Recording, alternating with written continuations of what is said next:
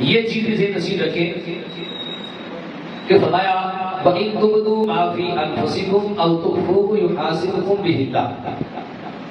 تمہارے دلوں کے اندر، اب دلوں میں اللہ نے کتنے پردے رکھے ہیں انسان کے، بے شمار پردے، اور دلوں کے اندر جو چیزیں، جو باتیں پوشیدہ ہیں، اور جو باتیں تم دلوں سے نکال کر زبان کے ذریعے ظاہر کرتے ہو، وہ پوشیدہ اور ظاہر باتیں، ان ساری باتوں کا مالک بھی اللہ ہی ہے.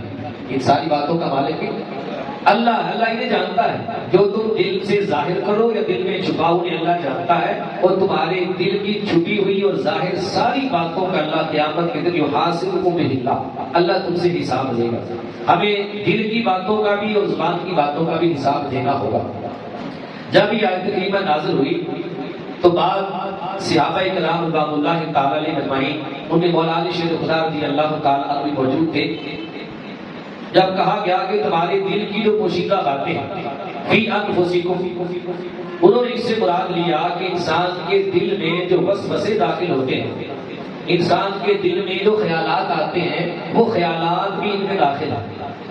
وسوسے بھی داخل ہیں، خیالات بھی داخل ہیں، اور قیامت کے دن اللہ کی بارگاہ میں ہمیں اپنے وسوسوں کا اور خیالات کا بھی حساب دینا ہوگا. اس خوف سے صحابہ کرام حضور کی بارگاہ میں آئے اور حضور سے آ کر عرض کی تو حضور علیہ السلام نے فرمایا کیا تم پہلی قوموں کی طرف صرف یہ کہتے ہو کہ ہم نے سن لیا اور مان لیا، کیا حساب کے لیے تیار نہیں ہو؟ اس کا باقی حساب کی آیت کریمہ میں آ رہا ہے. بہرحال یہ بات ذہن نشین رکھنی چاہیے کہ رب کائنات نے قیامت کے دن ہر بندے سے ہر چیز کا، چاہے وہ ظاہر ہو چاہے پوشیدہ، اس کا حساب دینا ہے، اور ہر بندے کو حساب دینا ہوگا. وہاں پر اعتراض کے سوا دوسرا راستہ کوئی نہیں ہوگا.